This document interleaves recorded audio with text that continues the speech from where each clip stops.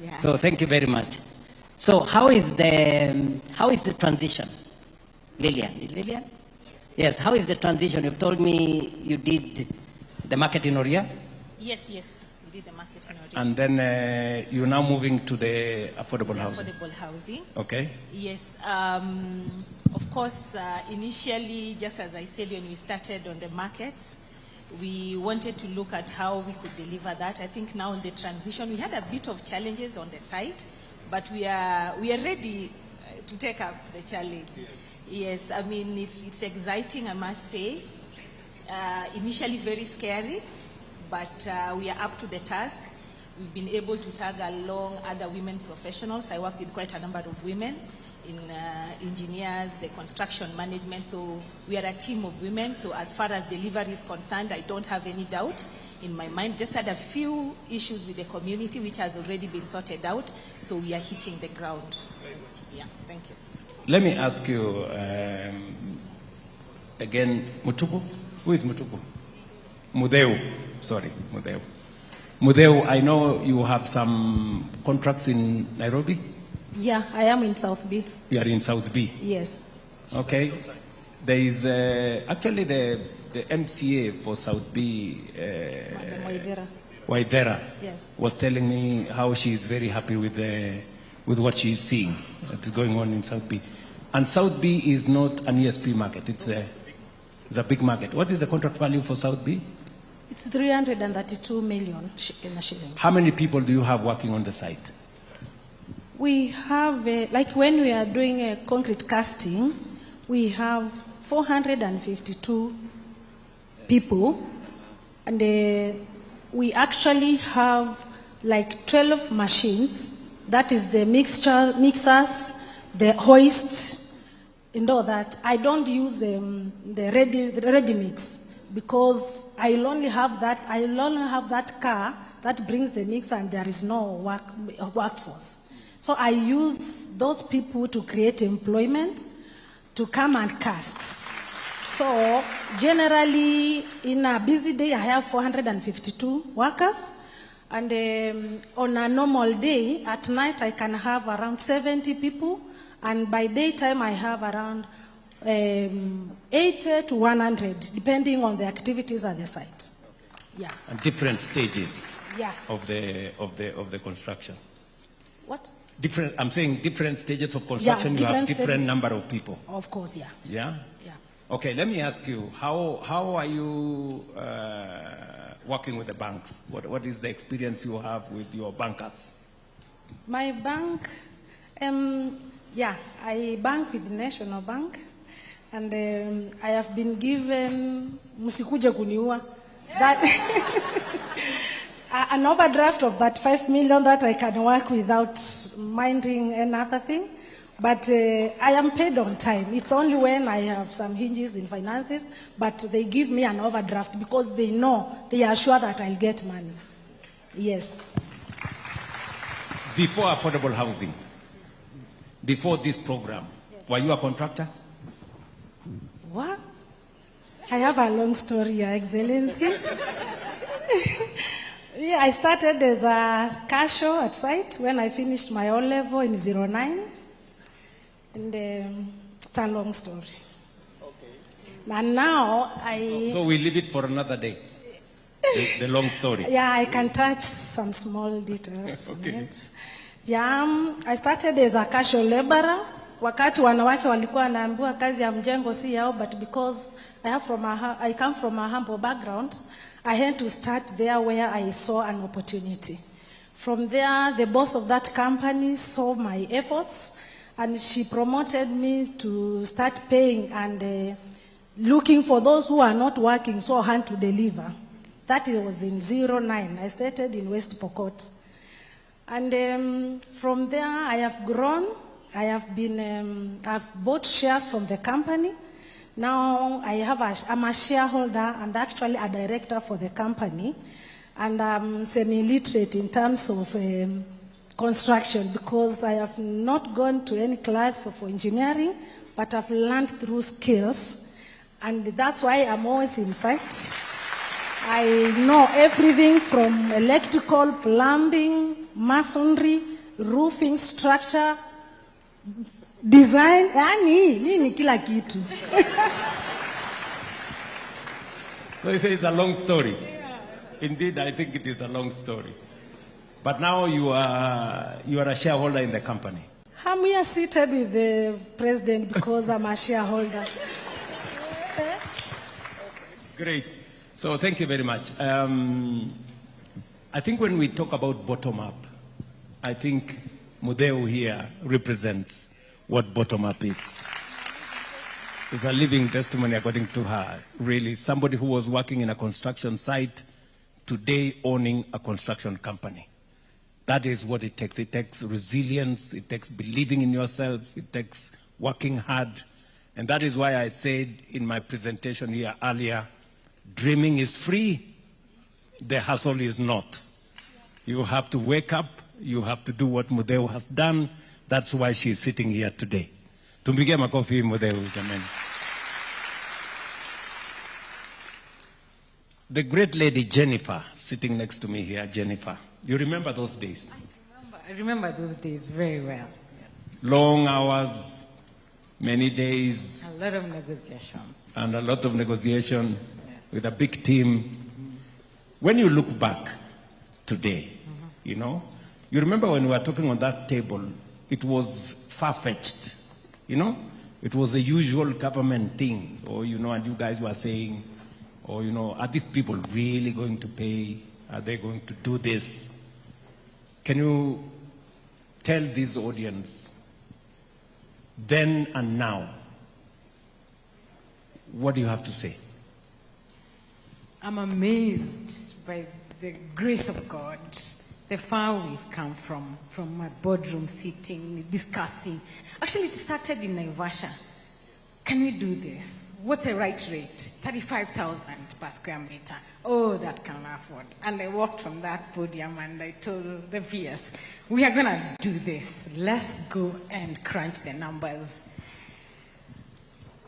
And convincing everyone that we can do this is going to be an easy task for the professionals. When it's going to be standardized, we're going to automate most of these things. So when we negotiate on the rate, don't worry, you will not sleep hungry. To just look around and see this group of interns is a product of that negotiation. It's phenomenal. Your Excellency, if that dream was killed, half, or actually all the professionals who are doing these projects will be back in their mashambas for me. They wouldn't be busy. This program has afforded or provided opportunities for farms to be busy, for farms to renovate, to reinvent themselves, to equip their offices in such a way that they can supervise projects, because we have been assigned projects all over the country, as opposed to a while back where you just limit yourself to Nairobi because you don't want to go to the very hardship areas. So, phenomenal is what I can say. Thank you. So today you're telling us, the country, that people who are confined to Nairobi because they could just find a project in Nairobi because of, you know, that's where most of the people who have the means to do big projects live. Today you have projects in every part of Kenya. We have projects in every part of the Kenya. And today you are forced to go and supervise those projects in those very remote areas, and you have a feel of the country. Absolutely. Now, you know, many people ask me, and sometimes people do not believe that what we are saying in terms of what it will cost a house, because the price of a house has come from 11 million shillings to 3 million. Among the issues that we have cut down for us to make it that affordable, number one, you remember, it was the cost of land. Absolutely. Right? Number two, we've taken out the cost of land. Yeah. Number two is professional fees, yes. We've taken it down from 15% to 2%. Absolutely. And it was a product of negotiation because we told you the fees may have come down, but the scale has increased. Absolutely. You know? So you can balance the coming down of the scale with the expanded scale, with the coming down of the rate with the expanded scale. Is that right? Very much so. You remember we also had a big discussion on the cost. Yeah. For a very long time, people thought it was not possible to construct at the rate of now 40,000. Yeah. now 40,000. It was 55, 60, 70, 70 going that way. And sometimes many people are wondering, how have we dealt with corruption? Because people thought this was going to be a corrupt scheme. We have dealt with corruption by negotiating ahead of time. Today, if you are going into that space as a professional, you cannot tell us you are charging 15%. No, you can't. The rate is fixed. Yeah. We cannot tell us that you are going to construct at 70 shillings, at 70,000 a square meter. The rate is fixed. We have fixed the rate at 42, was it? 40?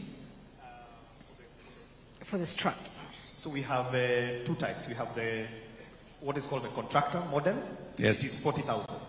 Then we have contractor plus finance. It is 42,000 because they do invest a little bit. And because of fixing the ceiling, and we disclose it, so it's no longer a secret, because in the past you have to look for what is called engineer's estimate.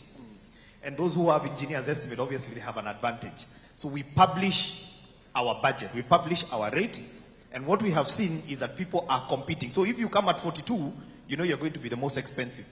So the prices are actually, the one at 42, it's at 40, and the one at 40, it is down to 37 and 38.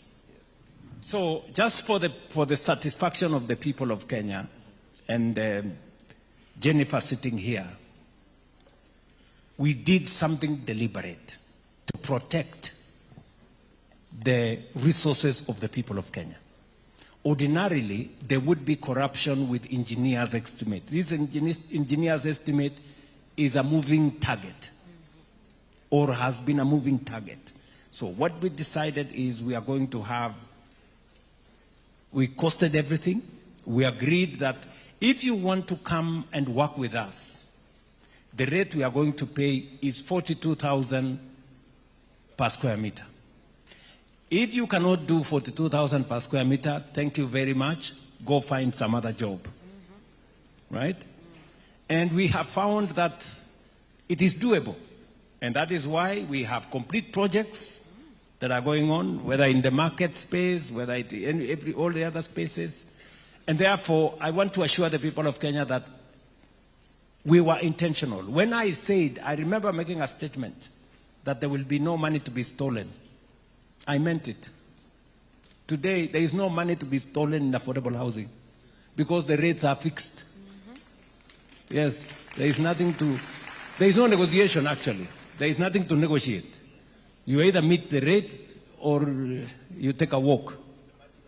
And the margins are very tight. The reason why, I must say this, the reason why we don't have these fancy contractors in affordable housing is because the margin is very slim. You know, there are people who are used with, you know, margins and margins and margins and fat and fat.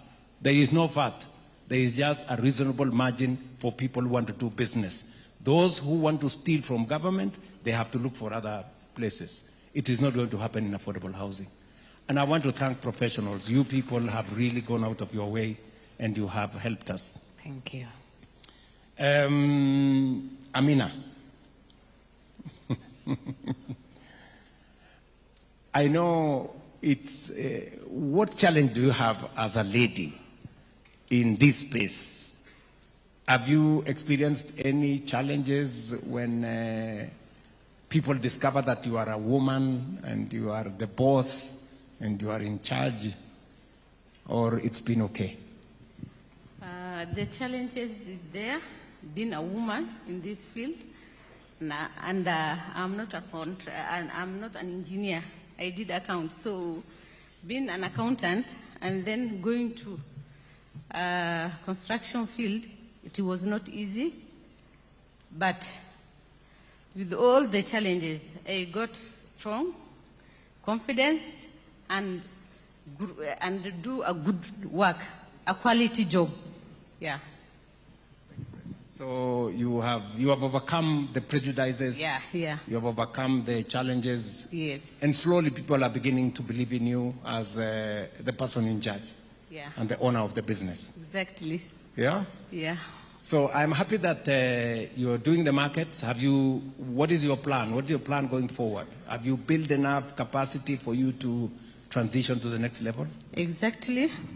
I'm not only doing the market, I'm also doing civil work, like harbors and the roads. I also work in other departments like KDF. When KDF Day in Eldoret, you were there. I did all those works. Yeah. All that beautiful work at Yes, I did it. The roads, the building, the reception for dyers. You did? Yeah. Congratulations. Thank Let you. me hear your story, Margaret. Tell me about yourself. How did you come into this space?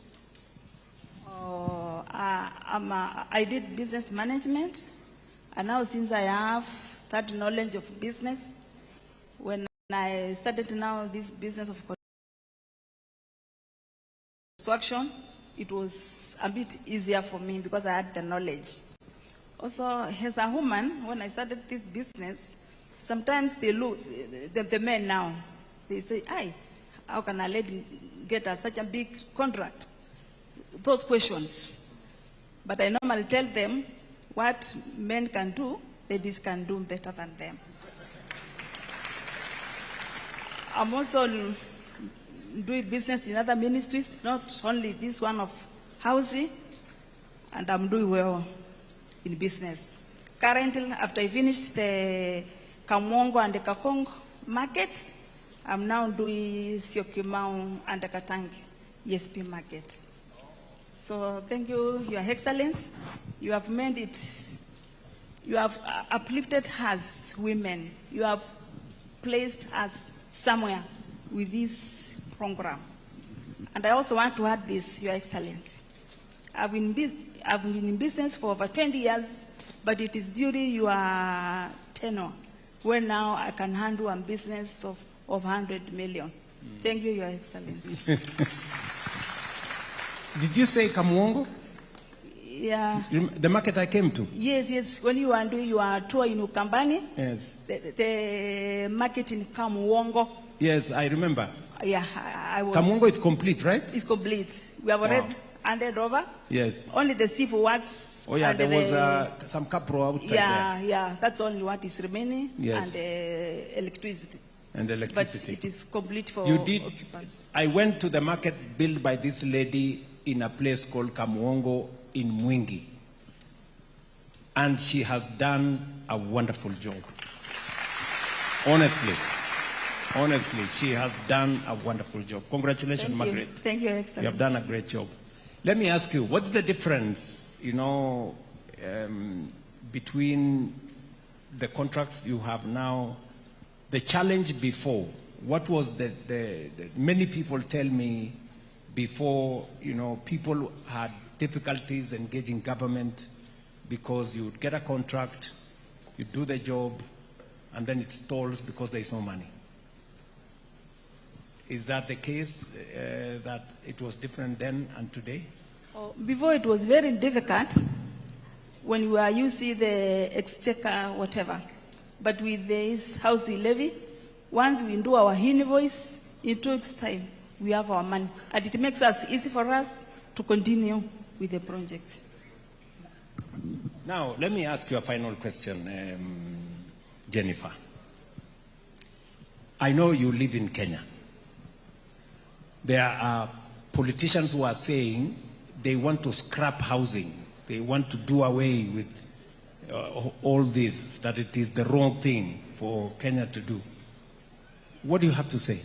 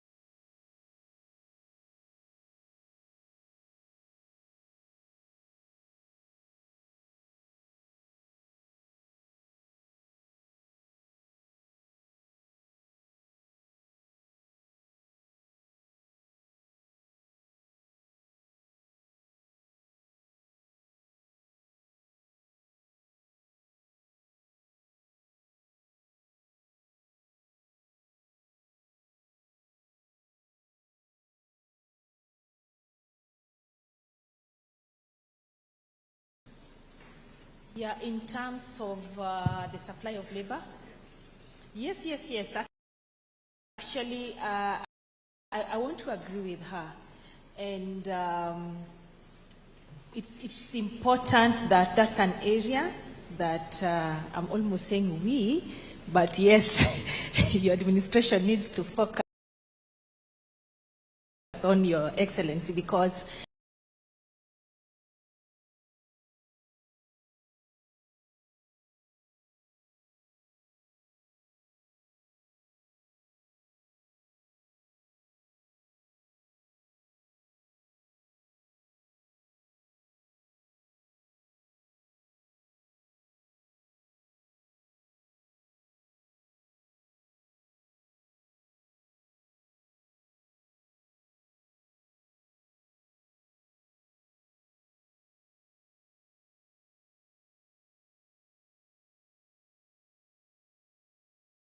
that we are going to certify them, we are going to pay for their examination, we are going to pay for their certification so that they can become available to you. We have another program under Nyota again. We are looking for between 90,000 and 150,000 young people, possibly maybe working as watu wa mkono at the moment in your sites. We want to support them because maybe some of them don't have any skill. Yeah, they don't have any skill. So we want to skill them. And under the Nyota program, that those 90,000, between 90,000 and 150,000 young people, we are providing resources for them to be put under master crafts people, possibly in your sites. We're going to pay the master crafts people to train them. We're going to pay them a small stipend for them to attend those courses in those sites. And at the end of 6 years, we are going to examine them, we are going to certify them so that they again become available as a workforce for you people in the construction space. So we are not only using the formal channels in our education system, we are also using other interventions, especially you've seen me go to different places under the Nyota program. It's part of raising the people with skills to be able to be supportive to your program. Yeah? Okay, finally, my sister Mutuku. And thank you very much for doing what you're doing, by the way. Thank you very much. I am very much. proud. I am really very proud. Thank you. When I see women, go out of their way with confidence, run a business, and I'm very happy that the people in Bumala gave you support. They did. They actually did. And through the challenges, we managed to finish within 9 months. Yes. Yeah. A contract that was supposed to run for 1.5 years. You did it in 9 months. Yes. A round of applause for her. I saw it when I visited your space. Yes. Mutuku, what do you want me to do better? I mean, from where you sit, of course, there are those who are saying this program should be stopped. Jennifer has said here they need prayers, and some people will pray for them. But what do you want us? What do you want me to do? Additionally, what do you think? How do we scale this? How do we do it better from your experience? I think you've actually just addressed one of the best ways I think we can get better. We are lacking in the space of, professionals, people that we think can work with us on site, to just enable these works to be done and to be done well. We get a lot of casual labor, but when it comes to some of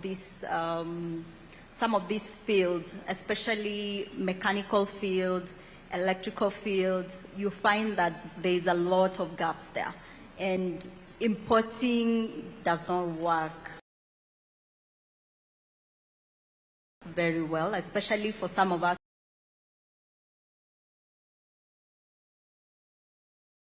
who work outside Nairobi. So that has just been a challenge, and I've heard that you're addressing that, so we will be very, very happy to get that. Yeah.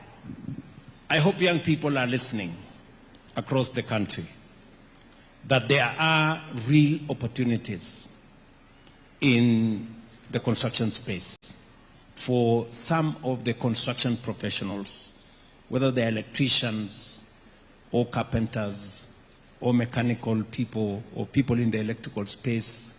And we are opening up our TVETs for more spaces. We have, in the last 3 years, moved spaces from about 320,000 to 700,000 spaces now in our TVETs. Through these parallel, what we are calling the policy we rolled out on recognition of prior learning, and we are doing it here in most of our construction sites.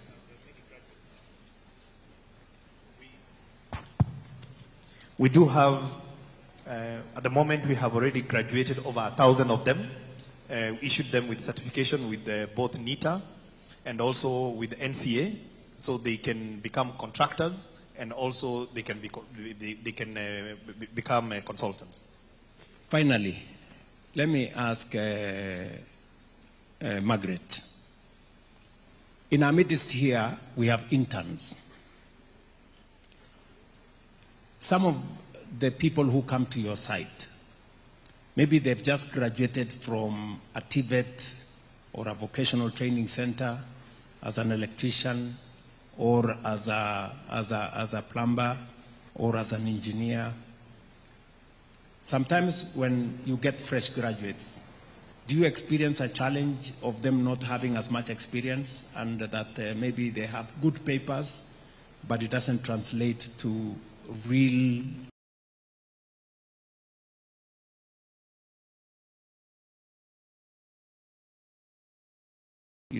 expertise in the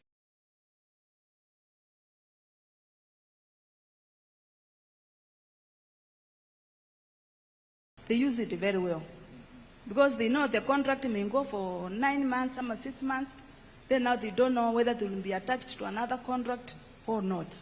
So, okay, the ones I've been with, they are very disciplined and they are willing to learn. Very good. Yes. Okay, for interns, especially that I've come across, sorry to say they are Gen Zs. And sana sana wanapenda simu. Wako kwa tap the screen. Wakiwa site. So I will encourage them to stop assuming that life can be easy and to take their time and learn what we are doing outside. Okay, there are some real life lessons there. What do you have there? Have you experienced, you have interns here. What are you going to tell these interns today as people who run live, real construction sites as they come to join you? Thank you, Your Excellency. I think first and foremost, as a senior in the industry, I'm an engineer and I always feel very obligated to talk to young people. They're very lucky to have this program because this has not been the case really in the past years. So they need to consider themselves very lucky. And I've interacted with quite a number of young people when they come to site. Some of them definitely, and I mean as expected, that's why they're learning, to marry the theory and the practical. And I think what I would encourage them that, you have an opportunity to, for the first time, especially let me talk to the structural engineers, you're able to see a real steel outside a drawing that is being implemented. Please embrace the opportunity. And again, these are your employers. The consultants are your employers. The contractors are your employers. So as you work, you need to put your A game. Because, when this is said and done,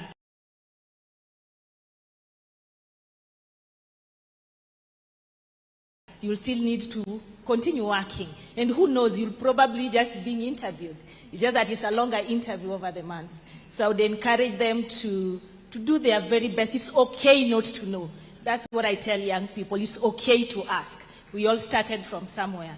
So it is okay not to know. It is okay to ask. And that's why you're learning. And you're so lucky that you're being paid to learn.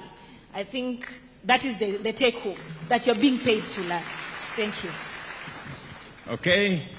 She's basically framing it that this is an opportunity that doesn't come always. She's been through it. She didn't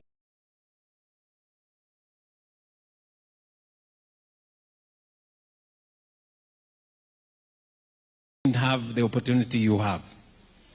She's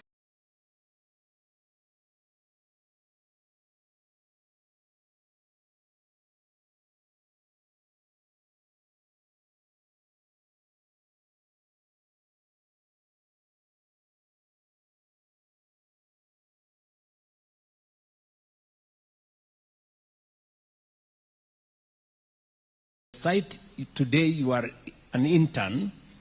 Tomorrow, if you do a good job, the owner of the site could hire you now on a permanent basis. It could also mean the consulting firm you are attached to, if you do a good job, they too can consider you for employment if you put your best foot forward. So, the ball is in your court. It's for you to decide what to do with this moment. And Mudeu here said, avoid unnecessary distraction. There are many, once you are in the site, kuna mtu atakuita, bazenga, bazoo. Nimejulishwa juzi ati kuna sema ingine ya wakudumu. So please, first things first. You have an opportunity to learn. You have been told it's okay not to know. For the first time, you are going to see real steel, not in a drawing. And therefore, it's your moment to marry the theory and the practical. And that is the moment you become a true professional. Either a true structural engineer, a true mechanical engineer, a real electrical engineer. This is your moment. And the good news is that we are going to support you to learn.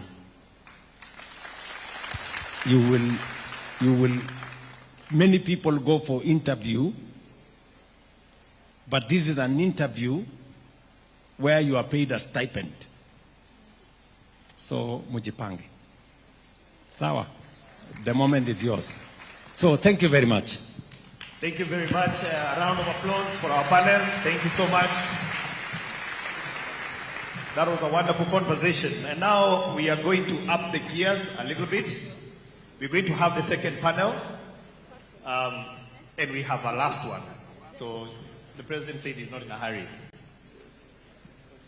As the current panel prepares to leave, I'll ask the next panel of Anthony Mwangi, our Chris Abuga, David Kioko, Arthur Mwangi Mugo, Javier. Then I will ask Miriam from Association of Manufacturers, and I'm going to ask Stanley, the chairman of Kibera, Soweto, to come and join the panel.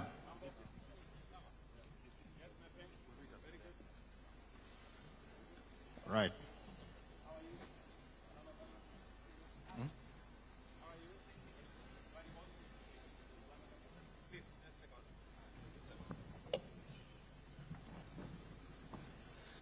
All right, Your Excellency, this is a general panel, and we have manufacturers with us here. And for context, Your Excellency, you've seen World Bank report in November that showed that the Kenyan economy is on the rise. And right there it said, it's because you had a deliberate plan through construction. You saw another report in December that showed that cement production in Kenya is the highest ever in the history of this nation, and so is steel. Now, we have got the people who are the manufacturers themselves in this panel, and then we also have a team that is going to talk to us about the new opportunities that are coming from leveraging large economies of scale. And this is in what we are calling the MEPs, the mechanical, the electrical, and the plumbing. For the first time, we're going to manufacture lifts here in Kenya, and they will tell us how we are going to do that. And we also have male contractors. We've heard from a few female contractors. And we have one of the best male contractors, two of the best male contractors, who are also going to have this conversation. And lastly, we are going to have a young man who is at our site in Soweto, and is going to represent the real hustler, the person that you really targeted. He comes from Soweto, Kibera. He is working on that site, and also he is a beneficiary of the house. So we are going to ask all of you to quickly introduce yourself. I'm going to fade away, and then the chief interviewer is going to take over. Let's start from there. Okay, thank you, Your Excellency. My name is Arthur Mugo. I'm an architect. I'm one of the lead consultants in the Affordable Housing Program. Our firm is Precise Architect, is part of the 35 consortium that the PS talked about. And we've been involved in design and supervision of all variety of affordable housing projects across the country. And our experience has been very nullifying, challenging, and also it has expanded our brain capacity and how we are able to synchronize work and also be able to ensure that we deliver on time, and it has really improved efficiency on how we are a good case of when you say that this is really going to build local farms. I think we are a very good example of what has happened among the consulting groups. Thank you. Good afternoon, Your Excellency. My name is David Kioko. I'm here to represent manufacturers. I'm domiciled at Tononoka Group. We are one of the leading steel manufacturers in the country with the largest capacity compared actually to most plants in East Africa. We tapped into this program actually the first day you did the groundbreaking at Kibera. I think you are so fresh in office when everyone else was not believing in your dream. And I'm happy to say today that the numbers we can see, we took a risk that is now rewarding. And I'm happy to be here, and I'm ready for the discussion. Thank you. Thank you very much. What's your name again? Did you say? David Kioko. From Tononoka Group. Good morning, Your Excellency. My name is Miriam Bomet. I'm the head of policy and regulatory at the Kenya Association of Manufacturers. I coordinate the manufacturing sectors in Kenya. There are about 13 sectors from pharmaceuticals, steel, and one of the stories that really hasn't come out here is the impact on manufacturing sector. Your Excellency, we have about 9 different sectors who are actually beneficiaries and contribute to the build sector, the housing agenda. We range from steel, as you've heard, cement sector, you have electricals, you have the plastic sector, you have ceramics, and Your Excellency, the leaders and the representatives are actually here today representing the industry here. So Your Excellency, the impact of the manufacturing sector is actually one of the areas that we'll need to watch, because manufacturing continues to be the highest formal wage employer in the country, and the continued sourcing by contractors of local materials here in Kenya, we are able to see this rise of employment and even get to the 1 million jobs we need to attain by 2030. So the story of the manufacturing sector will also be part of the housing agenda. And of course, we want to appreciate the State Department of Housing, who've continued to make sure that manufacturers are coming to the table to come and discuss what capacities they have to be able to supply the market, and also tell the contractors that we have local materials, please make sure that you also source from the industry. So we thank you so much for this opportunity. Government's projects continue to provide market access to industries here in Kenya. So this is actually quite good. And congratulations to the interns who are here. Maybe a word for them is that the industry actually needs skilled workers. Majority of the employees who are there are actually skilled workers, not the real professionals and the skills that you see. They go for the real people who have skills. So this is actually an opportunity for them to get experience and to see whether they will be able to tap in. Being a woman again, it was so impressive listening to the women who are here. And congratulations to them, and of course congratulations to this program for putting them also on the forefront to show that women are able to also enter into these fields. Thank you. Good afternoon, Your Excellency. My name is Harveer Singh Sethi from Landmark Holdings. We are building contractors and main contractors on a number of the affordable housing projects across Nairobi. Through this program, and because of its sheer scale and volume, we've had the opportunity to invest in aluminium formwork. We met a couple of months ago at CHINSA when the formwork was arriving. I can happily say now we are using the formwork. We are able to reduce SAB cycle times from 21 days to 7 days using this formwork. Within just the first 6 weeks of using the formwork, we have managed to upscale casual laborers to aluminium technicians, formwork technicians. I will work with State Department to come up with a new trade of workers called aluminium formwork technicians. We'll work together to find a way to certify them. So our aim through this program is to build scale, is to upskill our labor force to encourage these interns to get involved with new technologies, see what the Asian tigers have been doing, how they have done it successfully. This, like you said, is tried and tested. We're not reinventing the wheel. We are just moving with the times. We want to thank you, Your Excellency, for this amazing opportunity. Without your vision, this would not be possible. And tuko pamoja. Thank you very much, sir. Thank you very much. Abian? Seti. Set. Hello. Good morning, Your Excellency. I think it's about 12 o'clock. My name is Engineer Anthony Mwangi, and we have met a couple of times. I'm the MD for Dalab Construction. I have about 10 projects that I'm doing.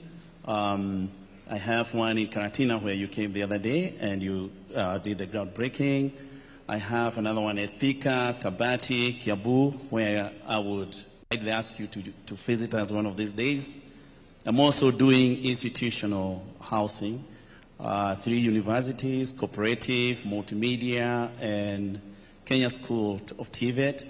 And I have a couple ESP markets that I've taken over from some of our fellow colleagues, contractors who got stuck on the way. We are helping them also, the smaller sized contractors. I'm a civil engineer by profession. I studied in USA and I came to Kenya. I worked there for 20 years. And I came and I went to roads construction, Kenya National Highway. I've done a whole lot. I was recently maintaining Thika Superhighway. But when this program came, Your Excellency, it's a huge opportunity. Some of these things I used to see happening in the United States, I never thought they were going to happen here at home. And I can tell you, I am very proud of you because of the boldness and the courage. Sometimes when I listen to you telling people this is the way to go, and I know you're the visionary, but I just wish they could see how other bigger countries have transited and became what they are because of what you said here, the construction industry. Your Excellency, I have employed about 2,500 workers currently. And the most amazing thing is that being back here in Kenya, I competed with the Chinese, and they were a little bit ahead of me when I came here because, of course, they had the resources. But today, I don't think I would even consider Chinese as a competitor anymore, Your Excellency. You have given me an opportunity, number one, to be bankable. When I go to CDN Bank, when I go to HFC Bank, when I go to KCB, they now come looking for me. I have an account that is receiving almost like 1 billion shillings. And these guys, they want us now. Previously, when we went to look for money to construct, they didn't want to hear anything from us. They told us we are contractors, we are doing government projects, we couldn't get paid, so they didn't want anything to do with us. But today, Your Excellency, the banks, all the industries, they are camping at our doors because of this program. The Mama Boga who feeds people in my construction site, you will come and see her coming there every day, and she's guaranteed for a job for another 2 years in one specific site. So she goes and she comes and tells me she wants me to help her to put together some money so that she can be able to go and buy unga to make chapati. So when I give her money, she tells me, I want to give you the names of those workers. When you're paying them on Saturday, you deduct the money, pay yourself, and then you loan me again. So her money is guaranteed, it won't get lost. But now she has an enterprise. The drivers, Your Excellency, you know, there are things that here we may not articulate. Drivers that we have hired to track the materials from quarries. We have revived dormant quarries, Your Excellency, which didn't have even hope. Those people are back to work every day, crushing aggregates, cutting stones. We can go on and on and on. But this enterprise, what I would say is that it's not for millionaires or billionaires. It is capped, as you said. This is not an enterprise where contractors will be the richest. No. But it's an enterprise that is going to give us a lot of equity. We are bankable. We have resources. Now I have almost like 10 batching plants. And I heard a lady here say that she has employed watu mkono wa kukoroga instead of using the modern technology. And that is great. But also there is another cadre of us whose slabs cannot be concreted by the 12. I tried, they went for 6 days, and some of them I actually had to look for medicine to be able to resuscitate them. So we had to look for batching plants which can handle 1,200 cubic of concrete. And now we own equipments that can do or perform the modern technology. That was unforeseen. In Kenya, we never thought we could have those things. And we need to clap for you for enabling us to do that. Thank you, Your Excellency. Thank you very much, Anthony. Have I visited any of your sites? Yes, you came to Karatina the other day. We had a very good time. AHP Karatina. Oh, yeah, the market. No, AHP. The affordable housing. The affordable housing. Oh, yeah, the one that we were there the other weekend. Yes, very good, very good, very good, very good. Yes. Thank you very much. Yes. Asante sana Bwana Mwangi. Thank you. And thank you very much for speaking to me on behalf of many people, you know. And we are going to go into this conversation shortly. Yes, my friend.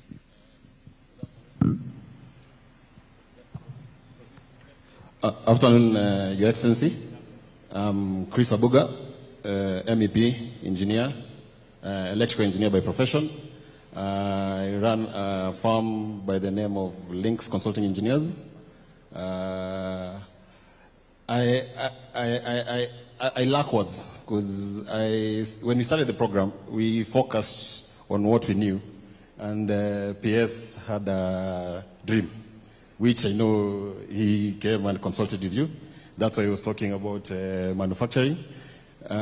We've just recently gone to tender for the MEP equipment for all the sites, all the 250 sites plus we focus for the next 5 years.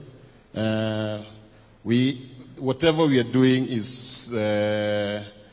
was not imaginable when we were sitting in the first table when we were discussing, but with time it has become a reality to us. I know with time the effect will be seen because we've seen the response from the public. What I'm talking about is lifts, LV boards, water treatment plants, sanitary ware. So one thing, as my experience, which was given by affordable housing, there is something that has happened that I know all the consultants around here will talk about, majorly the MEP engineers. There's a collaboration among the 35 firms, and that's not I'm not talking about the full consortium, I'm just talking about the MEP engineers. For like what we are doing right now, we're doing the electrical part, Gamma Delta are doing the mechanical part of the tendering and the documentation. So we've been moved from that competition, fighting for survival, to now becoming actual professionals and thinking beyond the norm. Because I sit with Engineer Gisheru and we think through. You don't think he's from Links, he's from Gamma Delta. And then we submit it to the rest of the engineers and it's peer reviewed, it's critiqued, and we don't take offense if we are told something is missing. So we have had a whole 7 months of back and forth of coming up with there are 17 documents. So it's so transformative that sometimes you sit down and think about it, and we never thought we could do anything to this scale in terms of MEP engineering. So what I'm talking about is we are envisioning we've gone to tender for manufacturers. We are not doing suppliers. We have gone to tender for manufacturers of the MEP components. The incentives that are being given, which I know PS will speak to, we've leveraged on the economies of scale. An example is lift. In the next 5 years, we anticipate 58,200 lifts. We've been doing an annual lift of 700 across the country. Right now, we have upwards of 3,500 lifts demand. So the market is there, the pipeline is there, the encouragement is there. I was surprised. Some people told us when we capped the price, Actually, as we speak, we're inspiring manufacturing, but we've capped the price. It's not open. We've worked from first principle, like the lift, and that's why I'm saying now we think professionally. We've actually always used to send an email to China. They send back a quote for lifts. Right now, we send an email, we ask for the components. We start from the rope to the car, to the sheet itself that is making the car. So that we take all this pricing, come up together, put a markup that makes sense, and that's how the prices are capped. So that I can't come and say 800 kg lift is whatever price I want, and I'm alluding to the engineering estimate. Now the engineering estimate has a basis. It's not just an engineering estimate. So actually, it's a transformative experience, and I thank you, Your Excellency, for your dream. We are making the dream come. You said something here. Watch this space, and I'm sure in the next 2 years, when the factories are starting, everybody will become a believer like me. Thank you. Thank you very much. Chris. Ujambo, Your Excellency. Kwa majina ni Stanley Mutiso Njoroge. Mimi ni chairman wa Soweto East Settlement Executive Committee, na bado mimi ni representative wa Juakali National Umbrella Body ambayo iko chaired na Peter Mwema. Your Excellency, nikiongelea kwanza Juakali kwa area zenye zimekava, imefungua gap kubwa sana kwa economy, kwa sababu ukiangalia mali Juakali iko create a lot of employment kwa wale majuakali wenzetu wenye walikuwa waezi pata tenda kwa serikali. But through hii program affordable housing, unapata kuna wale juakali walikuwa chini kwa ground, wameunganishwa, wameform association, wameregister na MSEA, and then tuwezi sema pia ati ni juakali peke yake walijishikilia. Ni juakali pia walishikiliwa kupitia bwana PS ambaye aliona ni vizuri sana hii mradi kama inafanywa area yenyu. Wacha wale juakali wako kwa hiyo area wakuwe ni first hand beneficiaries, ndio pia wapate pato na iwasaidie. So Your Excellency, kwa Juakali sector naweza kuambia create more employment across the country. Pia unaona Juakali wako more than 7,000 wenye Your Excellency, hata ningeomba one day ukuwe na session nao ndio ujue kweli Juakali wamesaidika na wamesaidia familia zao, na through hiyo channel ya Juakali imeongeza watu wengi mpaka wa mkono, kwa sababu huwezi sema Juakali peke yake watajifanyia kazi. Utapata wako professional hapo wanafanya kazi, but wameemploy another watu wa mkono wasaidie kazi. So ina Juakali sector create more employment kwa community na hata kwa the larger area. Ukiangalia through that, the money supply, yani imezunguka hapo, pesa ina circulate. Si ile wakati yenye ulikuwa unakaa hapo kupata pesa ni ngumu, but wakati yenye pesa ina circulate area, economy na grow. Ule mama mboga kwa hapo atapromotiwa na hao, ule mama M-Pesa hapo atapata deposits kutoka kwa site hapo na apate mali yake hapo. Wale wenye wamejiwekea vioski zao watajisaidia nao wakati pesa ina circulate kwa area. Lakini wakikosa kazi ndio unapata kulikuwa na crime rates zilikuwa mingi, kwa sababu hakuna kazi. Vijana wamekaa idle, na an idle mind is a devil workshop. But ukiangalia kwa sai wako busy, wameshikanishwa mahali. Tukiendelea kwa hii, nikiongelea hii session nyingine ya settlement, Your Excellency, mimi ni chairman ambaye nimesimamia Soweto East area. Na Soweto East area, Your Excellency, nikitaka kubrief na kuangana nini zones 4. Kuna zone A, zone B, zone C na zone D. Zone A, Your Excellency, naweza kuambia kuna nyumba zenye tayari watu wanaishi ndani zenye ni 822 units. Hizo tunashukuru Mungu, watu wanaona mazao yao. Then Your Excellency, kuna zone B yenye saa hii inaendelea kumalizwa, na tuna hope itakimbizwa kwa muda inafaa na tuwakro na timeline, kwa sababu tuko na 4,465 units zenye tunatarajia hii mwaka, na tutazihand over hii mwaka kulingana na ile plan yenye wako nayo na timelines. Pia Your Excellency, kuna hapa mali zone C na D zenye tulicompile na tukafanya enumeration, tukahesabu watu hapo hivi over 15,000 people wenye wanagojea kurelocatiwa, and then they pave way kwa construction site yenye sasa tunasema hiyo ndio itakuwa kitega uchumi ya Soweto area, kwa sababu hiyo ndio itakuwa the largest construction site Kibera. So in total, Your Excellency, kwa zone yetu tuko na over 20,000 families zenye zina benefit na zenye zitakuja kubenefit kwa hii mradi ya affordable housing project hapo Kibera. Asante sana. Thank you very much, Stanley. Na kwanza, Happy New Year. Happy New Year, Your Excellency. Sijaonana na mwaka huu. Aki tumezungukana na wewe mara mingi. Sasa nieleze kwa sababu sijafika pale Soweto kwa hivi karibuni. Yeah? Kwanza, I just want to tell these good people. We have very wonderful people in Kenya. Watu ambao wanaishi pale Soweto, tuliongea na wao na tukawaeleza we want to change the houses for you. Na wote wamejiandikisha. We've done phase 1, wameondoka. Phase 2, wameondoka. Phase 3 na 4 ndio tunapanga saa hizi.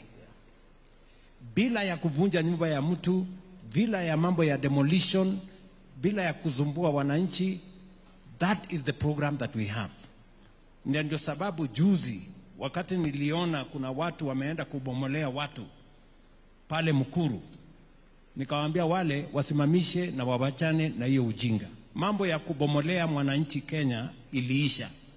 Mambo ya kutumia nguvu iliisha. We have a way that we can work with Kenyans and make sure that they understand, and we give them alternative settlement as we develop our slum areas. And Stanley and your committees, you have been phenomenal. You have been great. Kwa sababu nyinyi ndio mnafanya na sisi kuongelesha wananchi waelewe na wajue ya kwamba wakiondoka pale tukikamilisha nyumba, they will be the first beneficiaries. Mimi nataka nikuulize Bwana Mtuku, umetuongelesha mambo ya jua kali. Na nimezungumza na wanajua kali wengi. Zamani walikuwa wanapata kazi leo, kesho hawana, wanapata mjengo dirisha moja, siku hiyo ingine dirisha 2.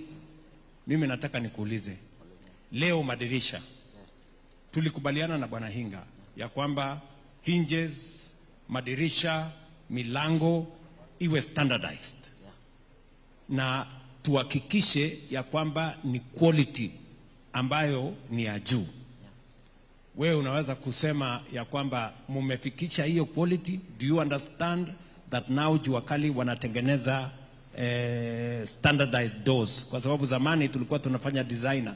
Kila door is different from the other one. Every window is different from the other one. You understand that? Yes. Okay, Your Excellency, huko chini kwetu kuna profession bodies. After jua kali tumetengeneza mlango, kuna wale wanakuja supervisors wanaiangalia, kuna architects wana make sure it is the right door ama windows ama staircase zile balustrade zile za kuonyeshana kuwa zimepitishwa kulingana na ile drawings, zimepitishwa kulingana na ile quality yenye ilikuwa imeandikwa, such that hatutaenda kufanya a short work yenye itahatarisha maisha za watu hapo usoni.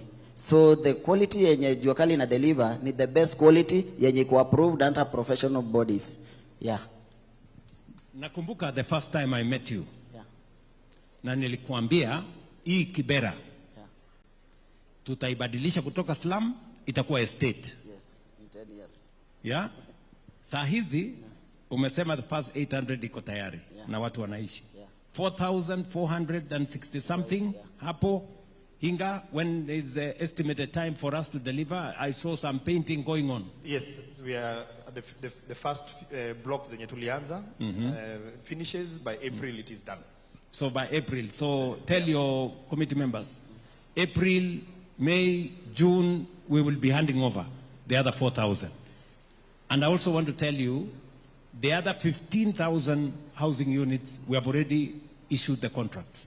Yes, we have already awarded the contracts. Yes. And it's now, we just need to agree on the enumeration. As you said, ulio mambo ya kifo ulisema tuache. Correct. So we are negotiating, they are tough negotiators. Yes. But hatutakosana, and in the next coming weeks, wataondoka vizuri, and then we will start the construction. Nikuulize Stanley, kwa sababu hata wewe ni mtu ambaye unatafuta nyumba pale. Kabisa. Ni kweli? Kabisa, Your Excellency.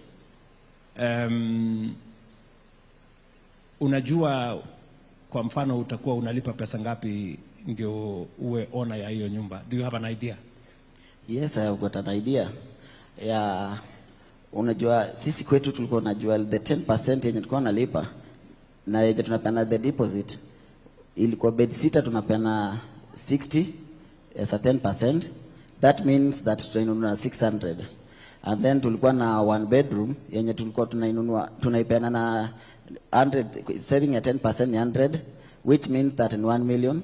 And then tulikuwa na hiyo 1.5 yenye tunalipa 150 as a deposit.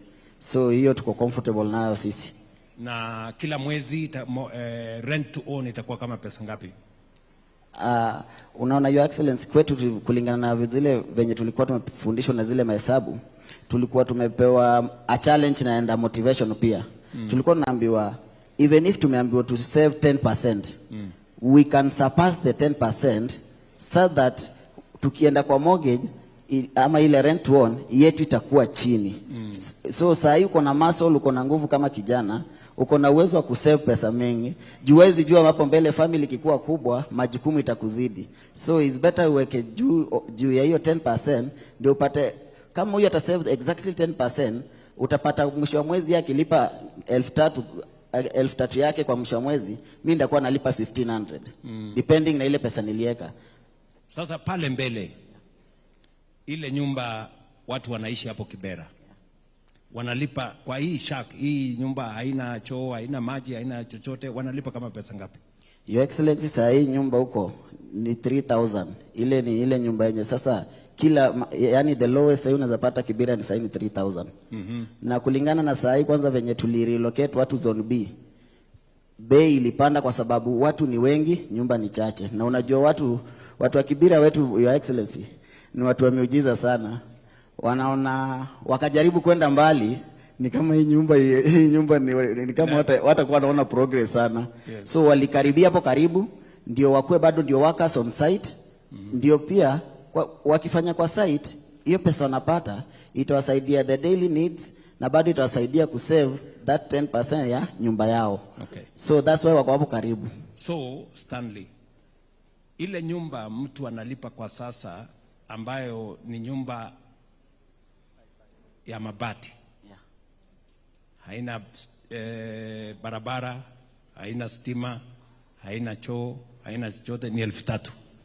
Lakini atatoka hapo aende gorofa ya 14 aishi kwa nyumba yenye iko na maji, iko na stima, iko na bafu, iko na mambo hiyo yote, atakuwa analipa shilingi ngapi?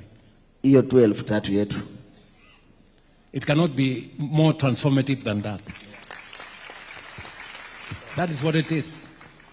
And that is why many people cannot believe what we are telling them. Tukiambia mtu ya kwamba utalipa 3,000 to live in 11th floor of a modern building when they were living for the same 3,000 in a slum, it doesn't look real. But I want to tell you, go to Mukuru today. You will find real people. Almost 5,000 people today, they are living in those houses paying 3,900, what Stanley is saying here today. That is how transformation looks like. That is how you change a country. You can move people from a slum to a modern house if you provide leadership to all these people. The contractors are here, the suppliers are here, the engineers are here. Mumesikia, wacha niende kwa my friend David. David hapa, how has the affordable house or the construction industry, in your opinion, how has it changed your business? Well, Your Excellency, first I'll take you back to when you came to do groundbreaking at Soweto. You know, at that point, everyone was doubting this project. No one had a belief that this can be actualized. But I remember when I attended the groundbreaking, I listened to you and I saw a man with a mission. And when we sat down as a board, we decided we have to be intentional and we must support this program. And that is how we started supplying Soweto. We have been at the center of that project, and our steel has been consumed there. What happened, Your Excellency, and what people need to understand is Everyone had just come out of the COVID hit. So all the businesses were suffering, people were being laid down, government was not doing infrastructure projects, then affordable housing came in.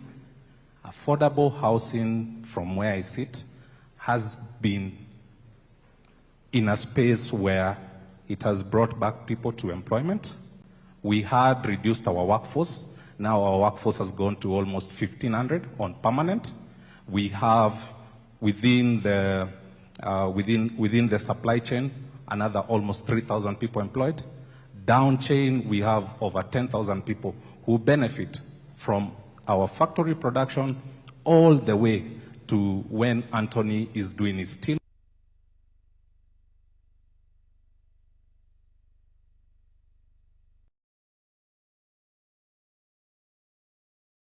So many things. It works around me increasing my capacity from 200 tons a day to 300 tons a day. Me increasing my fleet from 20 to 60. That means I have to employ more drivers. That means I have to employ more turnboy. That means I have to employ more people to load the steel. I have to employ more people to offload the steel. And this goes down and trickles down to creating more business and more capacity. We have also been able to... Just for numbers, in the last 2 years, or let's say 2.5 years, so what are the numbers? What are the numbers? You've increased your capacity from two... We have increased our capacity from, actually, we used to do an average of 6,000 tons a month. Now we have the capacity to do over 20,000 tons.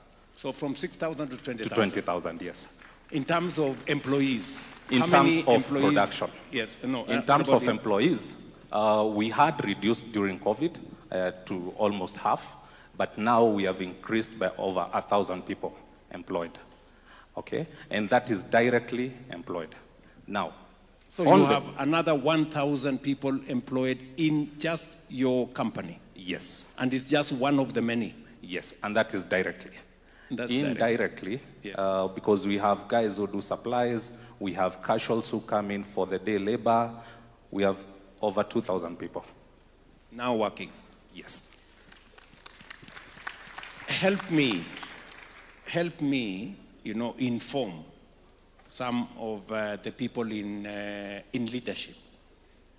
One governor was telling his county, we don't want the president to bring housing. We will build our own houses. We want him to bring industries so that we can hire more people. Your Excellency, what I've learned actually in a span of 2 years is that talk is very cheap until you are on the ground. These people who talk like this are people who have not gone to the site. I've made it deliberate that I have to visit these sites and see what is happening. It's until you go to these sites and you see the number of people who have been employed. You see the number of mamamboga who are selling food. You see the amount of boda riders who are ferrying people to and from the sites. It's when you understand what is really happening. But when I sit at the comfort of my big office in the city of Nairobi, I can talk from an ignorant point of view and say that this is not what we need. But what I can ask them is very simple. Go to the ground. Let them go to the ground. Let them see what is actually happening. Let me ask you a direct question. Is affordable housing creating jobs in industry? It is creating quite a big percentage of jobs. I'll tell you right now, direct, personally, 50% of our supply goes to affordable housing. Yes. And so you are employing people working in industry supplying affordable housing? Exactly. Now, there is also another allegation that was made by some of my competitors that for every steel that you supply, William Ruto gets a percentage. Please. To be honest, I wish that was not the case because, again, we go back to people just speaking from an ignorant point of understanding. Your Excellency, let me explain to you how the entire ecosystem works. One thing you have said today is watu lazima wajitume. All right? When this project started, we took it deliberate that we have to go and look for the contractors. You cannot sit and wait for the contractor to come to you. We have no luxury for that. The people who are saying, oh, chuma ni ya Ruto, simiti ni ya Ruto, are people who do not understand how marketing and how convincing works.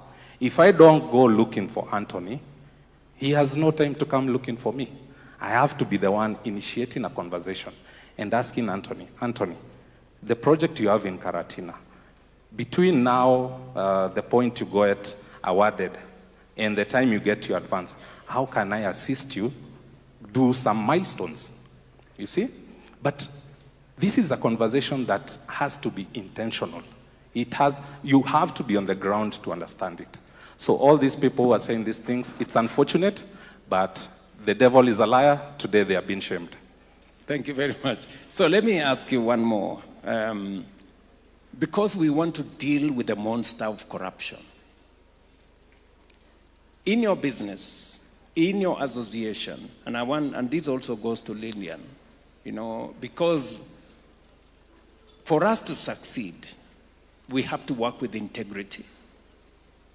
Has any of your members, starting with David here, has any of your members been subjected to harassment that for them to supply affordable housing with their steel or their cement, there must be a percentage, to be given to P.S. Hinga or the minister, or William Ruto has sent somebody that they need a cut for them to supply affordable housing?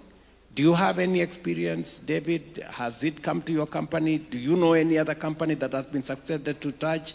And finally, to Lillian, has any of your members, because we want to work transparently, if any of your members has complained that they have to bribe somebody for them to supply to any contractor in our affordable housing program, please help me.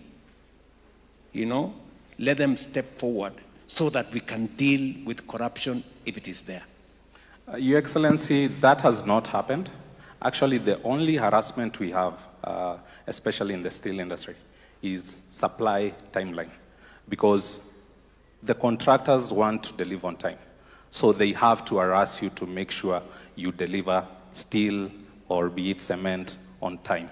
So corruption doesn't exist in this space, and that is one thing we have to give it to you as the leader of government, and also to the State Department for ensuring that there are no leaks and there are no gaps for such practices to be brought on board.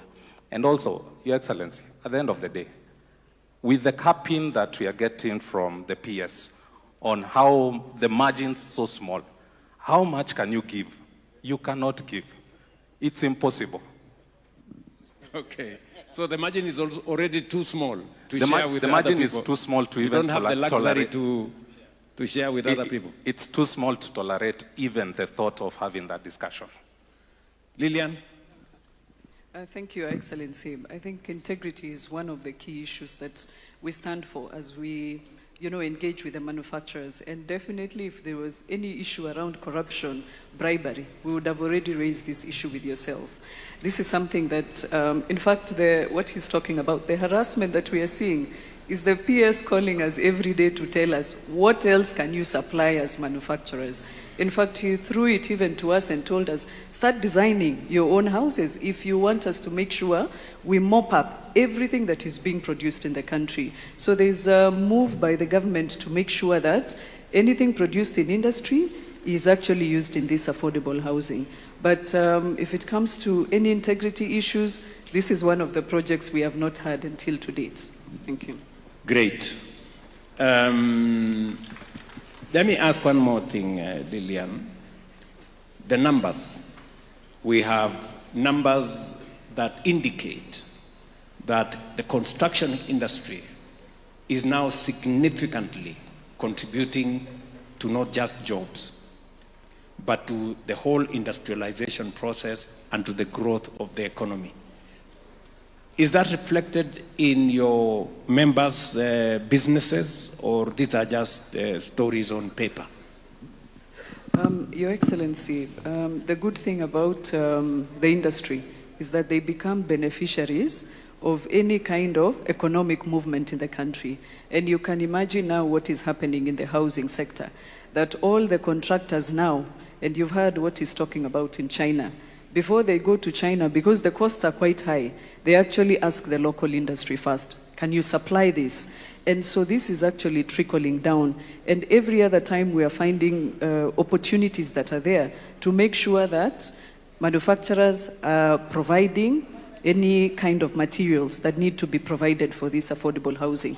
So we know that the indicators are going to show very soon, based on the numbers that we are all talking about here, on the completion of the work, completion of projects.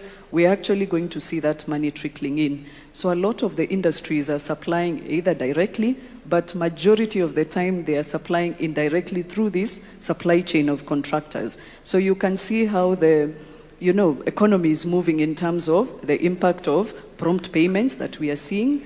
It actually trickles down, and within a year or two, we'll actually be able to see the impact of the housing sector on the manufacturing sector. And we continue to expand.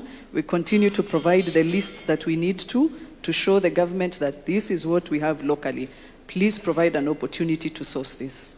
Yes. Watch this space. Watch this space. 2 years. Yes. Very good. You will see the numbers. My friend said, I was in CHINSA, Yes, yes. and I saw the new technology you have brought using aluminium. The construction industry is undergoing a revolution of sorts. We've heard from the women contractors who are saying they want to do more with labor, which is positive. We've moved to the next level of Mwangi here. Mwangi, right? Yes, Mwangi here, who says if he went that way, he wouldn't deliver on the project we have given him. He's doing more with equipment, more equipment. And then we come to you. You're saying even equipment is not enough. We need to up the game and do new technologies. Yes, sir. Is that correct? Yes, sir. So the space around technology, what scope do you think we have? Are we just scratching the surface, or are we there? We're just scratching the surface, Your Excellency. Construction is one of the oldest industries in the world, and is one of the least disrupted industries. Today, almost every industry is disrupted. Soon we'll have 3D printed houses and many other technologies which are coming about. And we can't be left behind as a country. With that, it does not mean that we will not hire labor. We will increase productivity. We will hire more people, do more per hour. The idea here is not to reduce the labor force, it's to upskill them, to improve their skills, take them to the next level. Like I gave you the example, on our sites now, we trained casual laborers to become aluminium formwork technicians. Before that, and we have upped their salary accordingly. And they stand above even a mason now, in a technology that is just coming to Kenya now. And we hope to spread the word. And it's not only for us, we encourage our fellow contractors. You know, given such opportunity of such large-scale construction, we have to think differently. The way you've thought differently about how to approach things, here we have to think differently to achieve the results we want to achieve. We've made significant investments, taken definitive action and intention, knowing that this program is successful, it's going to be successful, and we are putting all our eggs in this one basket because success favors the bold. Thank you very much. So, the new technology does three things. Number one, it reduces cost. Correct. Number two, it creates more efficiency, which means you can do more with less time. Is Yes, that Your correct? Excellency. Yes, Your Excellency. So we are basically increasing our productivity, just to use your own words. Correct, sir. And if we enhance our productivity, it means we can achieve what we could achieve in 5 years, we can bring it down to 3 years. Yes, you sir. just told me here that because of the new technology, you have reduced your time for curing from 21 days to 7. Yes. Which means you can deliver faster. Yes, sir. And you can do more. Yes, Your And Excellency. you can be more efficient. That's and right. it means you can, with the same number of people, you can do more. So it just helps us to be much more efficient. Yes, Your Excellency. And progressively become much more effective and also cost effective. We can then begin to reduce the costs. Is that right? That's very right. I am told by Hinga we are pressed for time, but we won't go until Mwangi speaks. Mwangi has said something phenomenal. He says he has the experience of working in America, and he now has the experience of working in Kenya. He has also told us that there are banks that could not open the door for him. But now they welcome him.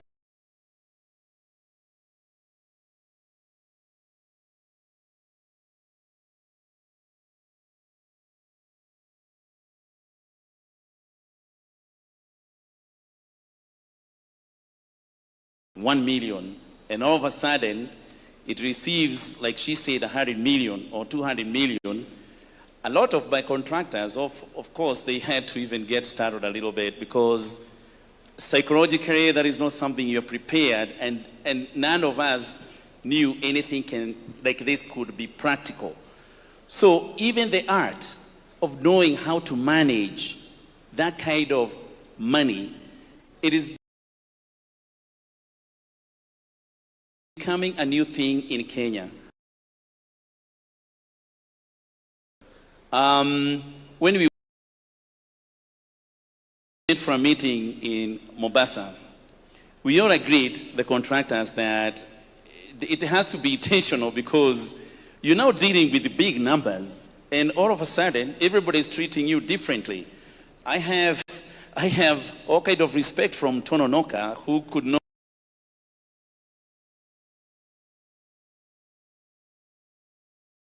even let me carry their materials. They used to tell me that I have to pay cash. Now they're telling me,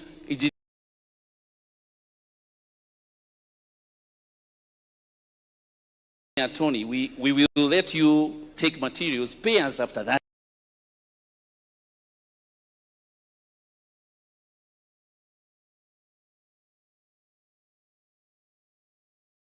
Contractors whose sites is being delivered almost equivalent or maybe a little bit less in a day. So we have become very important, Your Excellency. All of a sudden, we are contractors who are highly regarded.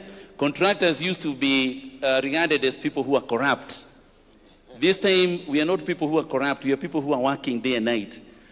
And also, when we go and tender at the state government, we don't even know what happens there. When I asked whether I can tender, I was told by my friend PS, just put in your tender and do very well. You will win. That time, people didn't believe in affordable housing is going to take off. So we ended up tendering the 2 or 3 of us. They were skeptical that it's going to take off. Today, I have a lot of people coming to ask me, how can I get a job in affordable housing? And then I'm telling them, you go and tender. And they're asking me, who do I need to see? And then I tell them, go to the portal of affordable housing. You will get the tender that you want. You tender. Am I going to win? Nitatoa pesa ngapi? Ni percentage ni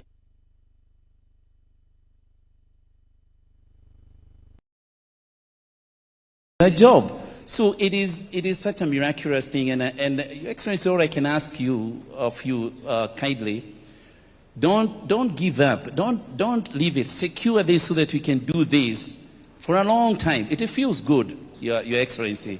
It feels great. Thank you. My friend Mwangi, Anthony. Yes, sir. We have set our eyes on affordable housing for the next 20, 25 years. You are a believer because you took a risk. When people thought this was a scam, this was the usual political rhetoric, this is the, people who want to win an election, they say all manner of things, but you believed in it. Today you are one among the biggest people who are carrying out construction in this space. We are looking at building dams. We are looking at rolling out the SGR. Probably next month we will begin the rollout of the SGR all the way to Uganda. This year we are starting the construction of a new airport. Okay. We've just finished Talanta. We've Bomas, the largest conference facility in our region, will be complete in April next year. Yes. April this year. And on and on and on. Do you believe that we can change this country in our lifetime? Do you believe that Kenya can move from where we are to a first world, having worked in America? Your Excellency, when I moved back here to Kenya with my wife, we started working with roads, and then we went on somewhere, we ran out of money. As a matter of fact, we were conned by some of the business partners. We didn't know, we went through fire. And then my wife told me maybe we should move back to US. But I told her, if you want to go to US, you go back, but let me wait a little bit until the previous government came, they finished, and then you came over. Just after COVID, I also had a conversation with her, and we were about to move back. But then we took the risk, and the risk we took was like this, Your Excellency. Our calculations were like this. We go to US, and we start afresh again. Or we stay here in Kenya, and we take a chance. And we said, going to US is a higher risk than staying here in Kenya. And then, when you announced the affordable housing, we thought that taking the risk of going to affordable housing is like a 50-50. Going to America is 0. Kenya is 50-50. It may happen, it may not happen. But when we came there and the PS signed my contract, I took one day, I did not tell my wife that I had a contract. But the following morning when we were having breakfast, I told her, I want to tell you something. And she said, what? We have a contract of 1.6 billion and it's at Thika. She threw her, she jumped and she was